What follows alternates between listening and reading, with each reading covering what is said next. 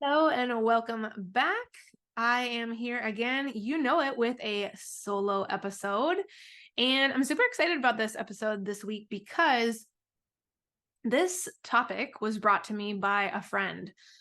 This particular friend reached out to me recently and she asked me if there was an episode that I could recommend to her on my podcast that would help support her in starting her gut healing journey, like the first steps. And at first I was like, oh, yeah, I'm sure I have something like that. And then as I started to scroll back through, I was like, you know what? I'm not sure that I have anything specifically, to what she wants that's going to cater to what she really desires to have access to.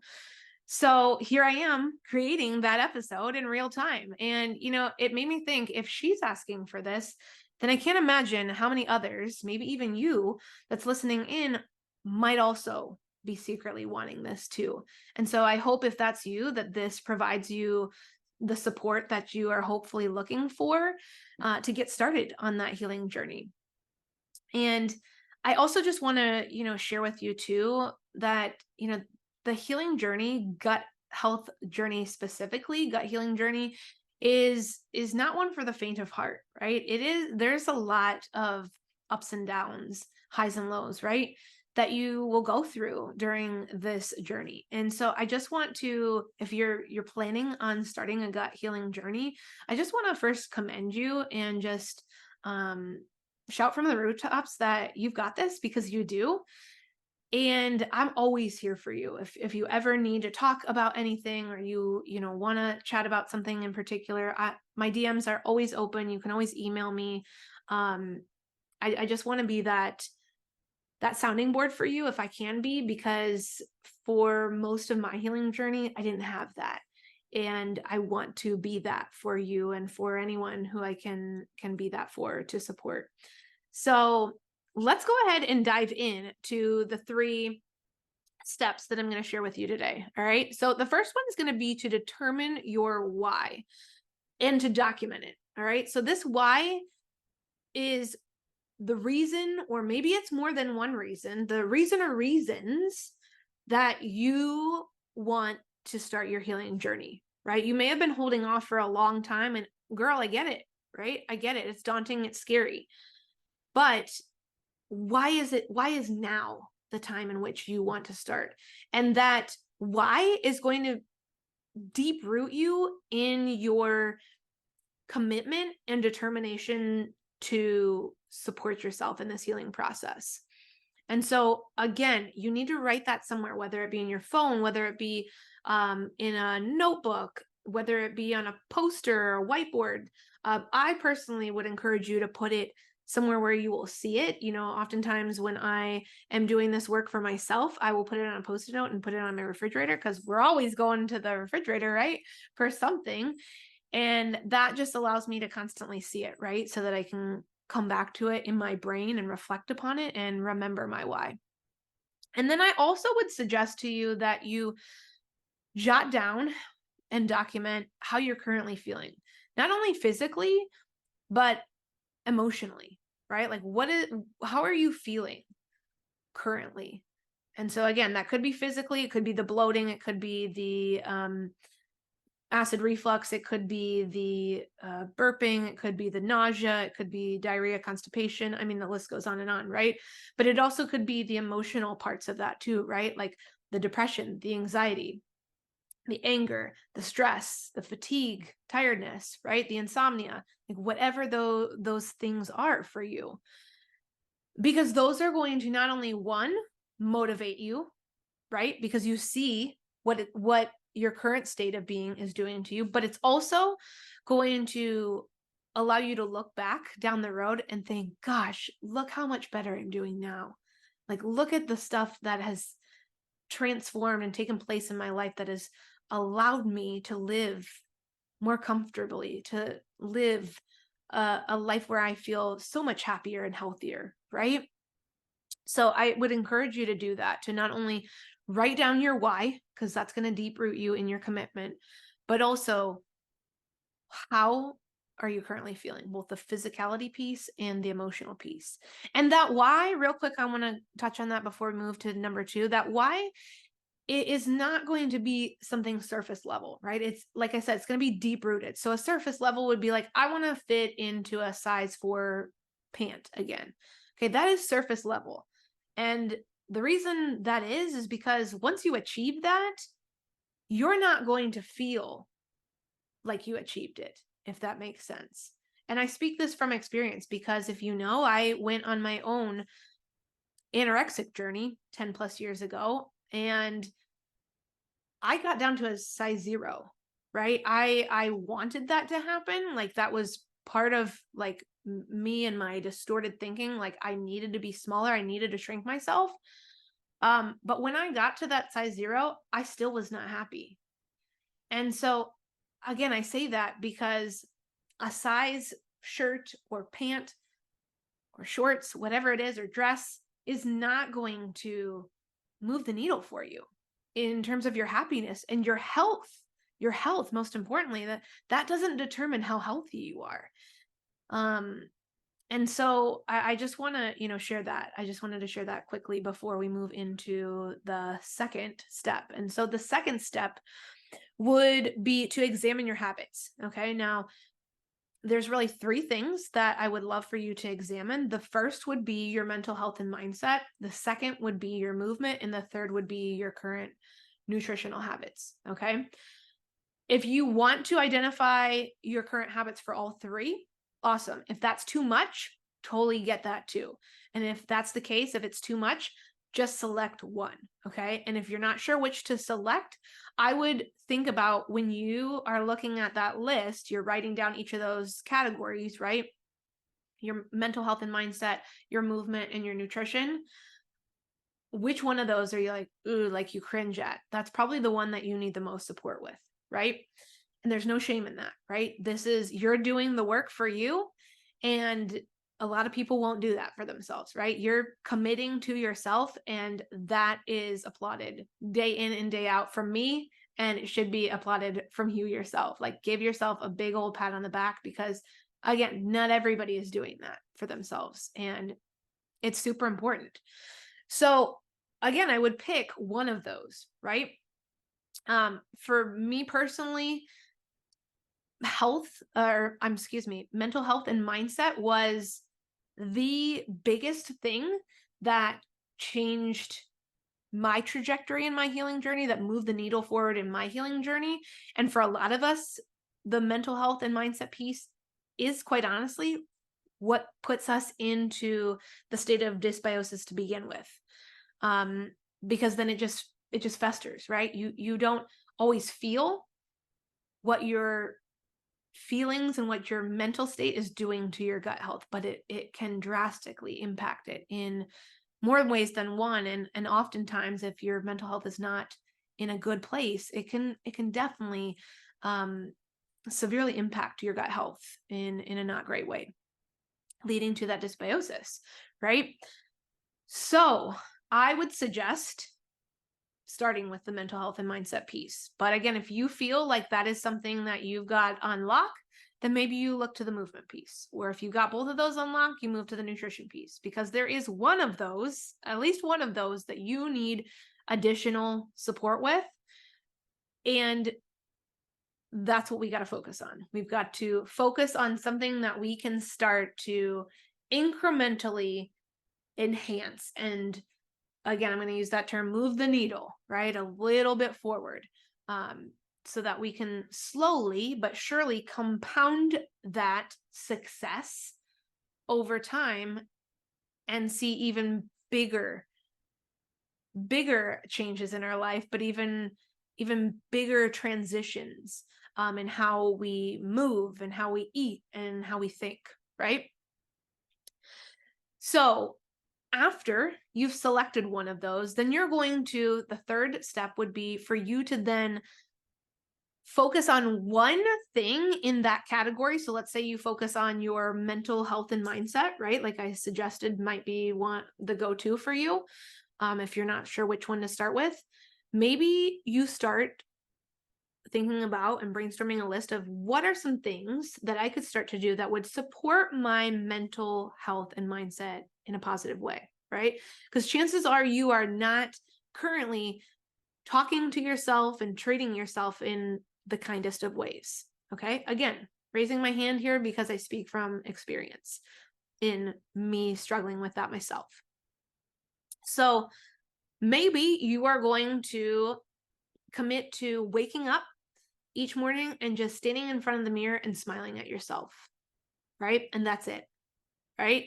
And then once you feel good about that and you feel more confident in doing that, then maybe you start to get up in the morning, you smile at yourself in the mirror, and then you go sit for a minute or 2 minutes, or maybe even less than that if you can't handle that, in 30 seconds. And you sit somewhere quiet where you can be by yourself and you close your eyes and you just breathe, right? You just breathe.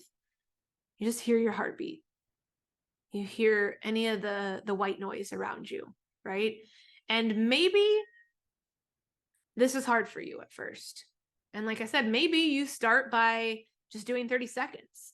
But then the more you do this repetition wise, the longer you'll be able to sit and do that, right? And the more you'll be able to tap into yourself. And breathing is such a powerful exercise, such a powerful practice to help calm your nervous system and re-regulate your body.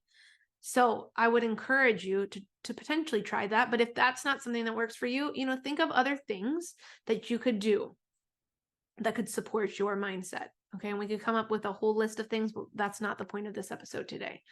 And if you need help coming up with a list, please DM me or send me a message via email. I am happy to help process through that with you, or to help you come up with a list that is specifically tailored to your needs. Okay. Happy to do that. So just don't be shy, reach out to me, and I would absolutely be honored to support you in that way. Okay. And so those are the 3 steps. Those are the 3 manageable steps, because again, if things are not manageable, we ain't going to do them, girlfriend. We ain't going to do them. And that's where the buck stops, right? That's where we stop and we go back to our old ways and we repeat the cycle over and over and over again. And we never truly heal. All right. So I want to recap those 3 things again, real briefly. And then I want to just give you a couple parting thoughts before we wrap things up. So number 1, when you are starting your gut healing journey, number 1, I would suggest that you determine your why and document it. Okay. And then also document, how do you currently feel, both physically and emotionally. Number 2 would be to examine your habits. I would first start with your health, your mental health and mindset. Then I would look at your movement, and then I would look at your nutrition. If you want to look at all of them, awesome. If you want to if all 3 of those are too daunting, just pick one. Okay. Pick the one that you feel you need the most support with and start with that. Okay. Third one would be to select one of those categories from above. Okay. To focus on and identify one thing you can do to start moving the needle, to start incorporating into your routine to help support your healing. Okay. Now, before I wrap things up, I wanted to just share a couple other things that I feel could be supportive to you. And so I'm just adding these in as little tidbits at the end. All right. So the first thing that I want to share with you is that I personally think it could be, when you get to this stage and maybe you want to do this alongside, if you're, let's say you choose the category of mental health and mindset, and so you're not really focusing super intensely on the nutrition piece. Awesome. That's great. But say you feel like you have it in you, or you desire to do a little bit more than that, I would recommend keeping a little log or notebook, or again, you could do this in your phone and just track your current eating habits. Okay. No judgment, no strings attached. Nobody's going to see it but you, but just track your current eating habits. All right. And I mean everything, like what you're drinking, when you're drinking it, what you're eating, when you're eating it, You don't need to get like super into how much of it you're having. I mean, if you want to write down, I feel like I had roughly 2 servings, great. If you don't know what a serving is, it's typically the palm of your hand for a lot of things, like what can fit in the palm of your hand. But that's not necessary, right? If you can just write down, for even a day, or even one meal, what you are consuming, right? And then even more importantly, how you feel later on, and or how you feel in the moment after you ate it, that is super powerful. Okay. And I say that again, I say this a lot, but I say it from experience because I tracked my food during part of my healing journey, my gut healing journey. And I also tracked how it made me feel. Okay. That was part of my coursework in becoming certified. That was part of what we did. And then I just continue to do it for myself because I found the power in it. And I also recommend it to clients. We usually start that way for just a couple of days. I have them track, again, with no strings attached, just so that they can see where they currently are at. And it's not to say, well, now we got to scrap all that and just like 180 everything. No, no, no.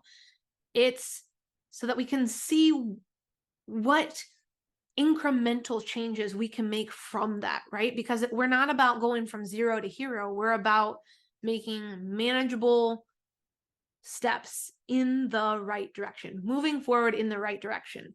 And so, maybe it's just drinking more water. You're noticing you are not getting enough fluid in a day. Okay, great. Then you can start maybe doing that, right?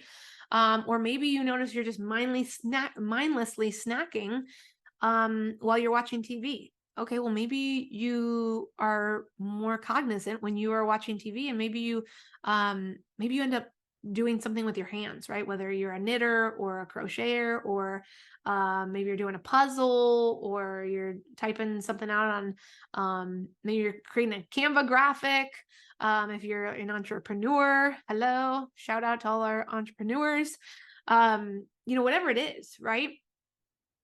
And I think through doing that, you're going to, like, through using that as an example, you're going to make these manageable shifts and pivots for the better, that the more, like I said, the more you do it, the better you'll feel, but the easier it'll become, because it'll start to become ingrained in the way you operate and just the way that you be as a human, right? So that would be my first piece of advice. Okay, and the other thing I would suggest would be to, potentially think about your environmental and situational factors, right? Do you feel like you operate on a daily basis in a setting where you are supported by others in your healing journey? Do you feel like what you have available to you, what you have access to, supports you in your healing journey?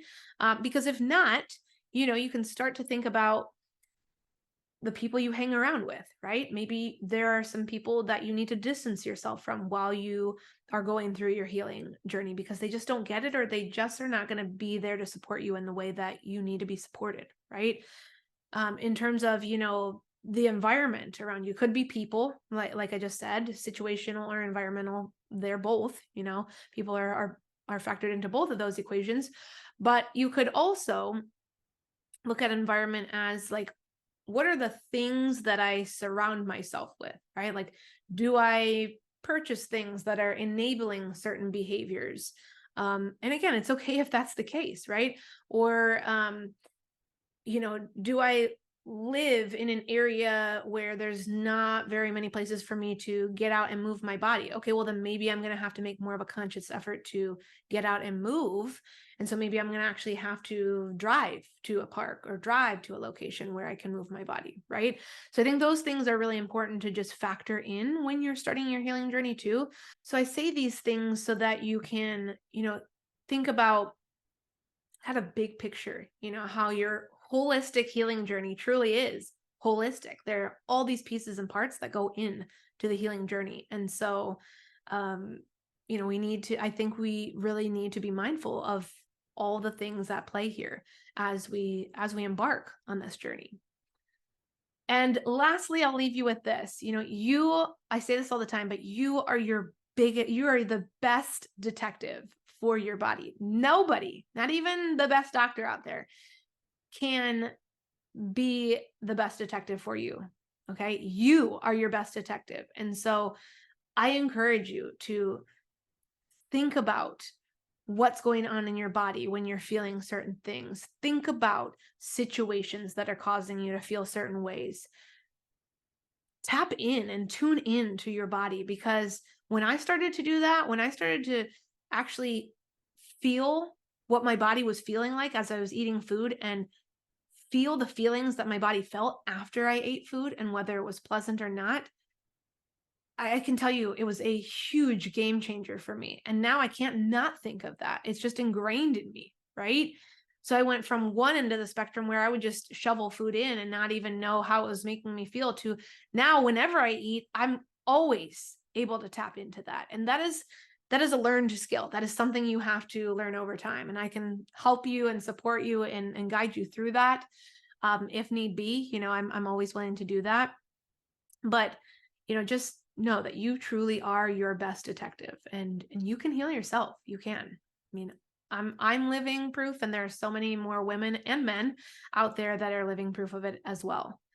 And so the last thing I will say before I wrap this up is, if you are someone who, after listening to this, you're thinking, gosh, this is great, but I still need more support. Like, I still need someone to guide me through this. I'm always here, and I am available currently to take one-on-one clients. So if you want to work with me one-on-one, check the link in my bio. There is a direct link to my website. You can go there, check out the ways in which we can work together in terms of increments of time.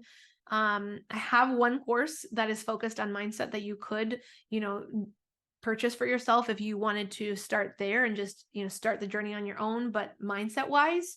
So there's several different offerings, several different options for you there. And I'm always willing to, just do a consultation too, a 60-minute chat, you and I on Zoom, just to, get your story, right? Because that's so important. Most conventional doctors don't take the time or don't have the time to really sit down with you and hear your life story. And that's what I do, is I listen, and I'm taking note, and I'm putting the pieces of the puzzle together to help you to ultimately find health and happiness and peace in your life and healing. So if any of that speaks to you, if any of that calls to you, or someone who that might be something that they're called to, please direct them, or maybe even share this episode with them. Please direct them to either the episode, or share with them the link in my show notes that will take them directly to my website, so that they can see how in which they could potentially work with me. So with that, I hope you have an amazing start to your week, and I look forward to chatting with you again soon.